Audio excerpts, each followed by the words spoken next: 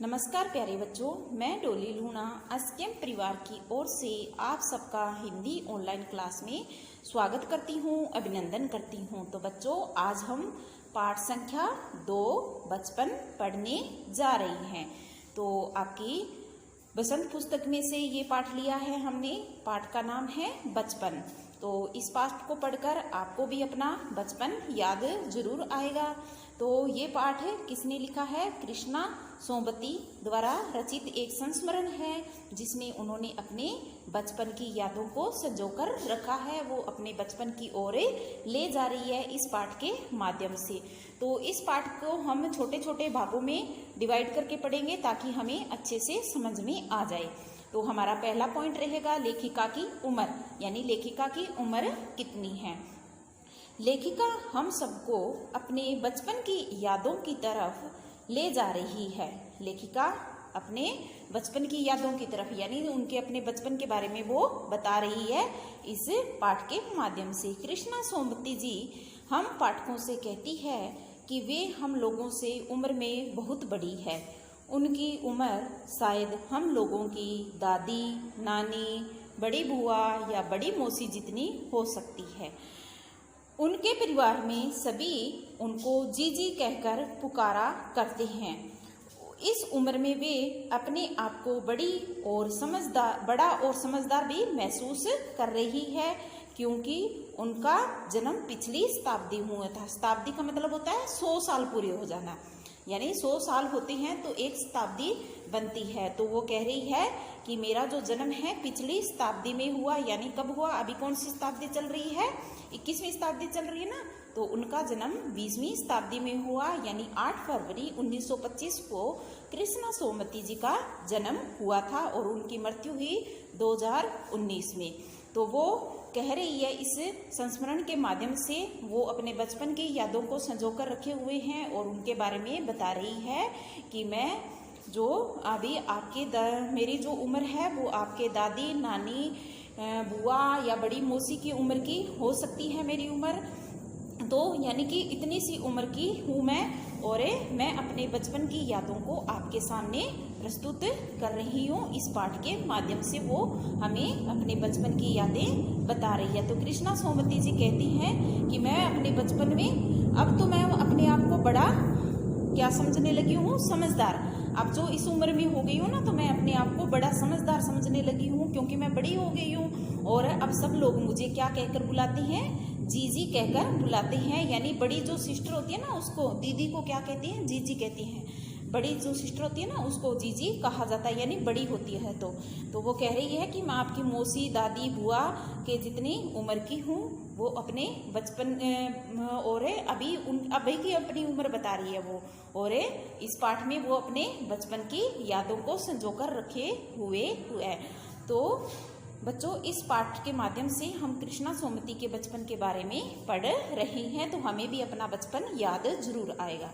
दूसरा पॉइंट रहेगा हमारा कि समय के साथ पहनावे में बदलाव। तो वो पहनावे के बारे में बात कर रही है कि उस समय और आज के समय में पहनावे में क्या अंतर है। लेखिका कहती है कि उनके पहनावे में भी बहुत बदलाव आया है। पहले वे रंग बिरंगे कपड़े जैसे नीला, जामुनी, ग्रे, काला, चॉकलेटी आदि रंग के कपड़े पहना करती थी, लेकिन अब उनका मन सफ़ेद या हल्के रंग के कपड़े पहनने को करता है। दूसरी तरफ पहले वे फ्रॉक, निकर, वॉकर, स्कर्ट, लहंगे, गरारे आदि पहनती थी, लेकिन अब वे केवल चूड़ीदार और घेरदार कुर्ते ही पहनती है। तो लेखिका यहाँ अपने पहनावे के बारे में बता रही है कि पहले वो रंग बिरंगे कपड़े पहनते थे। तो जैसे अपने भी बचपन में रंग बिरंगे कपड़े पहनते हैं ना, बहुत अच्छे अच्छे प्यारे प्यारे कलर के कपड़े पहनते हैं। तो लेखिका भी बता रही है कि मैंने भी अपने बचपन में प्यारे प्यारे कलर के कपड़े पहने थे। तो वो अपने बचपन के जो कपड़े हैं उनके बारे में तीसरे पॉइंट में वो बता रही है कि बचपन में पहने गए कपड़ों को याद करना। तो लेखिका यहाँ अपने बचपन में पहने गए कपड़ों को याद कर रही है। बचपन में पहनी गई कुछ फ्रॉक अभी भी लेखिका को अच्छी तरह याद है। तो हमें भी कई बार ऐसे होता है ना कि कोई जो पुरानी जो फ्रॉक है या कोई कपड़े हैं जो अच्छे लगते हैं तो वो हमें भी याद रहती हैं।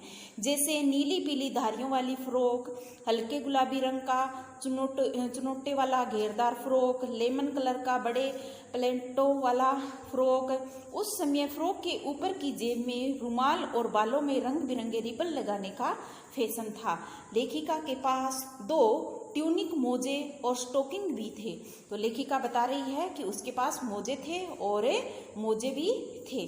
तो लेखिका यहाँ अपने जो बचपन में जो पहने गए कपड़ों को उनको याद कर रही है कि वो पहले नीली धारियों वाली फ्रॉक, हल्के फुल्के रंग के कपड़े और ये यानी कि अनेक कपड़े उसको याद आ रहे हैं। लेखिका बता रही है कि उस समय बालों की चोटी में रंग बिरंगे रिबन लगाने का भी रिवाज था। अब लेखिका अपने मोजे धोने और जूते पॉलिश करने का काम के बारे में बता रही है। बचपन में लेखिका को अपने मोजे खुद ही धोने पड़ते थे। इतवार यानी संडे को सुबह से ही सारे बच्चे मोजे धोने के काम में लग जाते। मोजे धोने के बाद वे अपने जूते पॉलिश करते और तब तक ब्रश से उसे रगड़ते जब तक जूते चमकने न लगे। लेखिका कहती है कि आज भी उन्हें जूते पॉलिश करना अच्छा लगता है। उनका कहना है कि पहले के जूते उतने आरामदायक नहीं होते थे जितने आज के होते हैं। पहले नए जूते पहनने से पैरों में छाले भी पड़ जाते थे। तो लेखिका बता रही है कि आज के समय में और पहले के समय में जूतों और मोजों में बहुत अंतर आ गया है। तो वो बता रही है कि हर इतवार यानी हर रविवार को उन्हें अपने मोजे खुद धोने पड़ते थे। यानी जो उनके मोजे थे वो उन्हें अपने आप धोने पड़ते थे। सारे बच्चे सुबह ही अपने मोजे धोना स्टार्ट कर देते थे और अपने जूतों की पॉलिश भी करते थे। लेखिका यहाँ बता रही है कि बचपन में हम अपने जूतों की पॉलिश खुद करते थे और उन्हें धोने का काम भी खुद ही करते थे। तो मोजे धोने, वो कह रही है कि बचपन में हम अपने मोजे खुद धोते थे और उनकी पॉलिश भी अपने आप करते थे और उन्हें तब तक पॉलिश करते रहते जब तक वो चमकदार नहीं बन जाते। उस टाइम के जूते और आज के टाइम के जूतों में बहुत अंतर है।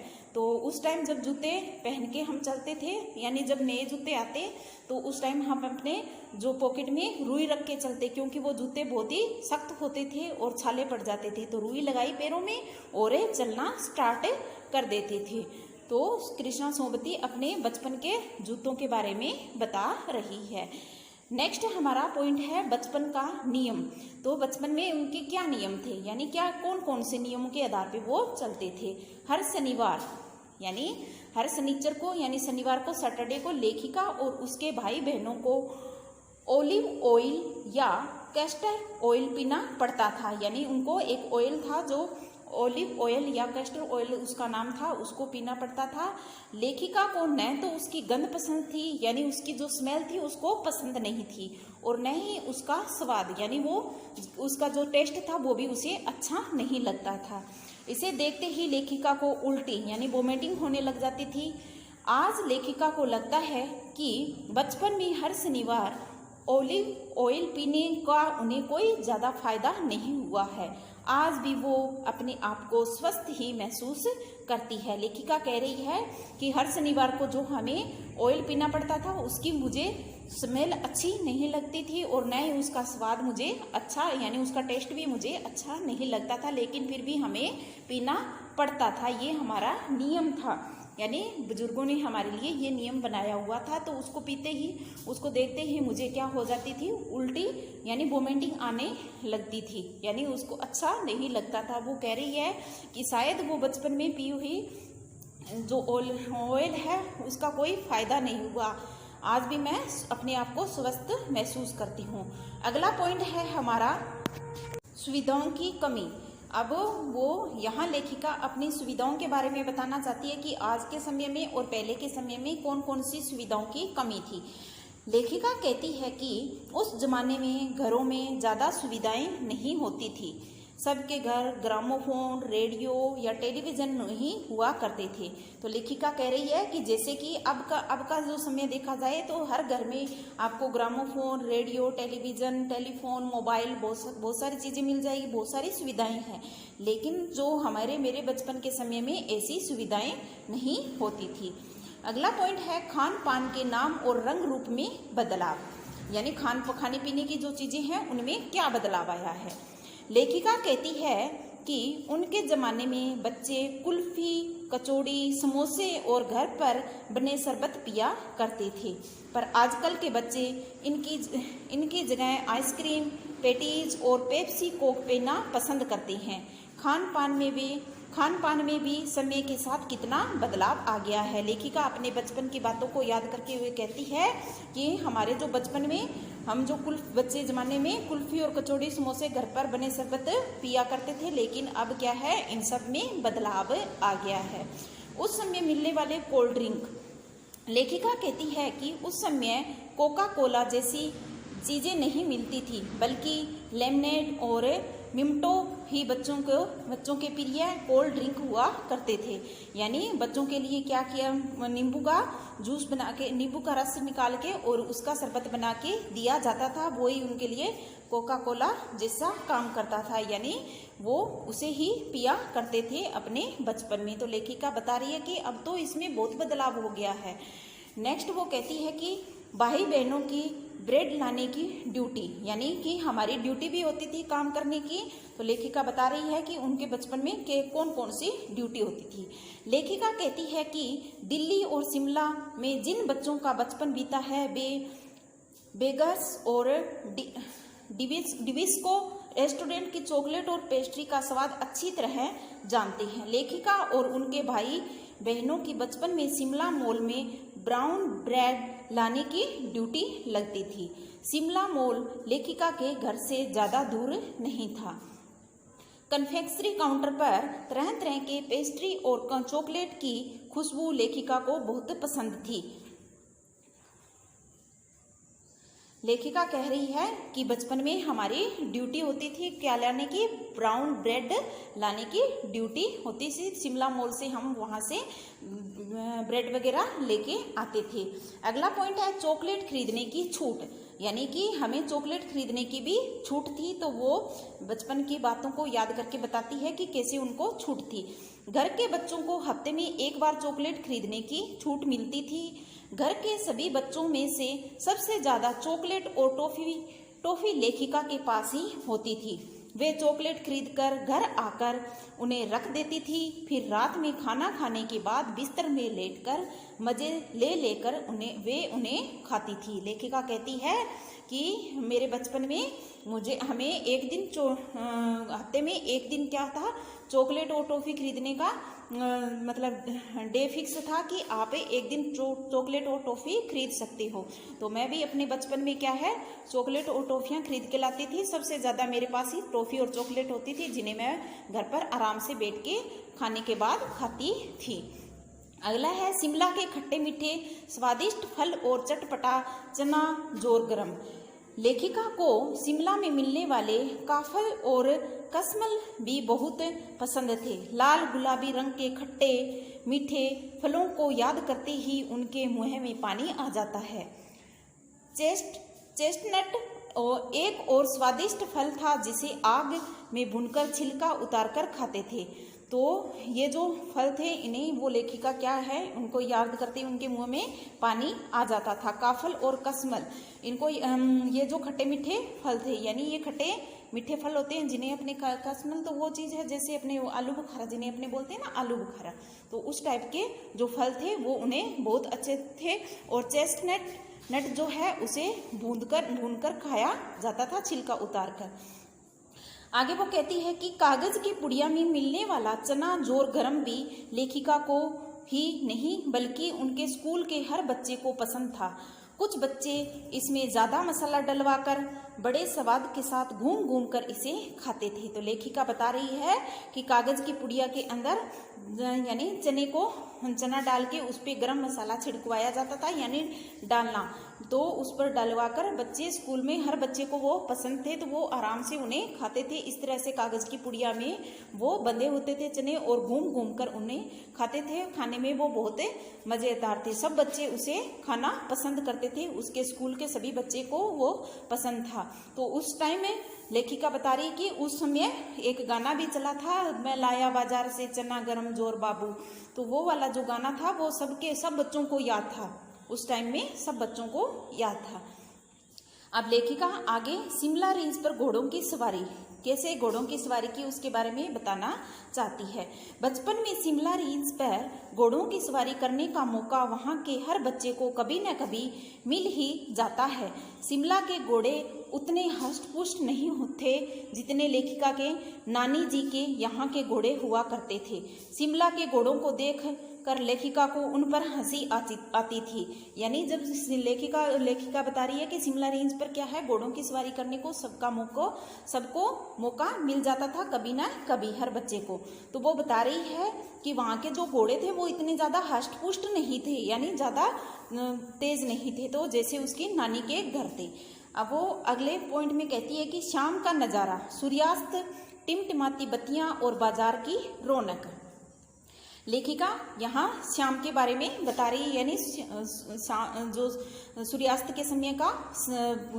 का जो समय होता है उस टाइम की बात बता रही है। शाम को रंग बिरंगे गुब्बारे, जाखू का पहाड़ और चर्च के घंटियों की गूंजती आवाज बहुत ही अच्छी लगती थी। सूर्यास्त के समय आकाश का रंग गुलाबी और सुनहरा दिखने लगता था। अंधेरा होते ही बत्तियां जगमगाने लगती है। शिमला रेंज और मॉल की दुकानों की चमक और लोगों की भीड़ भाड़ भी बढ़ने लगती थी। यानी वो शाम के समय की बात बता रही है कि वहाँ के नज़ारा बहुत ही अच्छा होता था। सूर्यास्त के समय आकाश का रंग गुलाबी और सुनहरा दिखने लगता था। अंधेरा होते ही क्या लगने लग जाती, बत्तियां जगमगाने लग जाती। शिमला रेंज और मॉल की दुकानें भी अच्छी सजावट सजी लगने लग जाती थी और बाजार में भीड़ भाड़ हो जाती थी। शिमला कालका ट्रेन का मॉडल।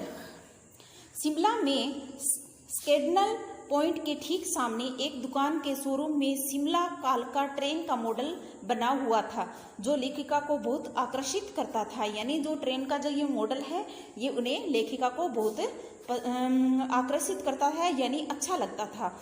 जो लेखिका को बहुत आकर्षित करता था, ट्रेन के मॉडल के साथ उसकी पटरियाँ, छोटे छोटे डिब्बे, सिग्नल वाला खंबा, सुरंग और लाल टीन की छत वाला स्टेशन भी बना था। लेखिका कहती है कि उसके समय में इस ट्रेन को ही तेज रफ्तार वाली गाड़ी माना जाता था। कभी कभी जब कोई हवाई जहाज आसमान से उड़ता हुआ जाता तो वहाँ के बच्चे उस भारी भरकम पक्षी को देखने घरों से बाहर आ जाते थे। तो लेखिका कह रही है कि उस टाइम ट्रेन ज़्यादा चलती थी और जो हवाई जहाज़ वगैरह थे वो कम ही चलते थे। लेकिन जब भी उनको कोई हवाई जहाज़ की आवाज़ सुनाई देती तो सब बाहर भाग के देखने को लिए भागते अपने घरों से। अगले पॉइंट में वो कह रही है लेखिका का चश्मा और उसकी दुकान। लेखिका का जो चश्मा है और उसकी दुकान के बारे में वो यहाँ बता रही है। ट्रेन के मॉडल वाली दुकान के साथ वाली दुकान आज भी लेखिका को अच्छी तरह याद है, क्योंकि यही वो दुकान थी जहां उनका पहला चश्मा बना था। वहां आंखों के एक अंग्रेज डॉक्टर थे। शुरू में चश्मा लगाना लेखिका को बहुत अजीब लगता था। सभी लोग उन्हें ही देखते और चश्मा लगाने का कारण पूछते और दूध पीने की सलाह भी दे डालते। लेखिका यही कहकर उनसे बचने की कोशिश करती कि डॉक्टर ने कहा है कि कुछ दिन लगाने के बाद चश्मा उतर जाएगा। चश्मे के लिए लेखिका अपने आप को जिम्मेदार मानती है। वे अपनी पढ़ाई लिखाई का काम दिन की रोशनी में न करके लैंप में किया करती थी। तो यहाँ लेखिका अपनी चश्मा की बात बता रही है कि उनके जो चश्मा लगा था उसके बारे में, वो अपने बचपन में जो चश्मा लगा था उसके बारे में बता रही है। लेखिका कह रही है कि जो ट्रेन का मॉडल रखा हुआ था उस दुकान के जो पास वाली दुकान थी वो मुझे अच्छी तरह याद है, क्योंकि वहाँ उस दुकान के पास जो दुकान है उसमें क्या बना था, मेरा पहला चश्मा बना था। वहाँ एक अंग्रेजी डॉक्टर था, यानी अंग्रेजी डॉक्टर था जो क्या है, जिसने मुझे चश्मा चढ़ाया था और उसने कहा था कि जब भी मैं चश्मा लगाती तो सब लोग मुझे ही घूर के देखते और कहते कि कैसे लग गया चश्मा। तो लेखिका उनसे बचने के लिए कहती कि बस ऐसे लग गया। डॉक्टर ने कहा है कि थोड़े दिन बाद उतर जाएगा, और सब लोग उसे दूध पीने की सलाह देते उस चश्मा लगे हुए को देखे, क्योंकि पहली बार उसको ही लगा था। कहीं मतलब उस टाइम बहुत कम लोगों को चश्मा लगता था। अब चचेरे भाई द्वारा चिढ़ाना, यानी जब लेखिका को चश्मा लगा तो उसका जो चचेरा भाई है वो उसे चिढ़ाता है। देखते हैं वो क्या कहता है। पहली बार चश्मा लगाने पर लेखिका के चचेरे भाई ने उसे लंगूर कहकर चिढ़ाया। पहले तो लेखिका को उसका चिढ़ाना बुरा लगा, लेकिन जब बाद में लेखिका ने अपना चेहरा आईने में देखा तो सच में उन्हें अपना ही चेहरा चश्मे में अजीब सा लगा। लेखिका ने जब अपने छोटे भाई को टोपा, यानी केप अपने सिर पर रखा, तो उन्हें अपना चेहरा अजीब के साथ साथ अच्छा और मजाकिया भी लगने लगा। तो लेखिका ने जो अपने भाई के सिर पे जो टोप था वो भी अपने सिर पे रखा और चश्मा भी लगाए रखा, तो वो उसके बाद उससे वो अजीब भी लगा, लेकिन मजाकिया भी लगा, यानी उसको हंसी आ गई अपने चेहरे को देखकर। तो जब लेखिका को चश्मा लगा तो वो इसका कारण किसे मानती है? अपने आप को मानती है, क्योंकि लेखिका दिन में अपनी पढ़ाई नहीं करती थी, रात में लैंप के सामने अपनी पढ़ाई किया करती थी, तो इसलिए वो इसी को अपना चश्मा लगने का कारण मानती है। तो लेखिका को जब चश्मा लगा तो उसके चचेरे भाई ने उसे चिढ़ाया और कहा कि लंगूर लग रही है, बिल्कुल लंगूर जैसी लग रही है। तो जैसे लेखिका ने लंगूर जैसा कहा तो उसे बहुत ही अजीब लगा, बुरा लगा, लेकिन फिर उसने जैसे ही आईने में अपना चेहरा देखा तो उसे सचमुच अपना चेहरा अच्छा नहीं लगा। तो वो चश्मे यानी आईने के सामने जाकर कभी चश्मा उतारती, कभी फिर लगाती, उतारती और फिर देखती, उतारती और फिर देखती। इस तरह से वो बार बार अपने चेहरे को आईने में देखती है, तो उसे अपना चेहरा अजीब सा लगता है चश्मा लगाकर। तो वो इस तरीके से अपने आप को दोषी मानती है, क्योंकि उसने जो अपना काम था वो कम रोशनी में किया, इसलिए उसको चश्मा लग गया। तो वो उसने अपने भाई की कैप उतार के भी अपने सर पे रखी, तो फिर उसे अपना चेहरा अच्छा लगने लगा। चचेरे भाई द्वारा चिढ़ाने के बाद फिर अगला पॉइंट है हमारा बचपन की न भूलने वाली यादें। समय के साथ चश्मा पहनना लेखिका की आदत बन गई है। जब अब चश्मा न पहनने पर उसका चेहरा अजीब सा लगता है। लेखिका को आज भी अपने भाई का टोपा, काली फ्रेम वाला चश्मा और चचेरे भाई द्वारा लंगूर बोला जाना अच्छे से याद है। लेखिका जब शिमला में होती है तो वह टोपी पहनना ही पसंद करती है। उन्होंने कई रंग की टोपियां जमा कर ली है। अब उन्हें दुपट्टे की जगह हिमाचली टोपियां पहनना ही ज़्यादा आसान और आरामदायक लगता है। तो लेखिका अपने बचपन में न भूलने वाली यादों में वो कह रही है कि जब मैंने पहली बार चश्मा पहना तो वो बात मैं अभी तक नहीं भूल पाई हूँ, और जब मेरे चचेरे भाई ने मुझे चिढ़ाया था लंगूर कहकर, वो बात भी आज मुझे याद है। और अपने भाई के जो टोपी उन्होंने पहनी थी वो भी उसे याद है। लेखिका कह रही है कि जब मैं शिमला में होती हूँ तो मुझे टोपी पहनना ज़्यादा पसंद है, क्योंकि मैंने कई तरह की टोपियाँ इकट्ठी कर रखी है। तो यहाँ लेखिका अपनी टोपियों की बातें बता रही है, यानी जो टोपियाँ वो कह रही है कि अब मुझे हिमाचली टोपियाँ पहनना पसंद है, क्योंकि वो पहनने में आरामदायक है। तो ये था पाठ बच्चों आशा है आप सबको कृष्णा सोमती द्वारा लिखा यह संस्मरण अच्छे से समझ में आ गया होगा।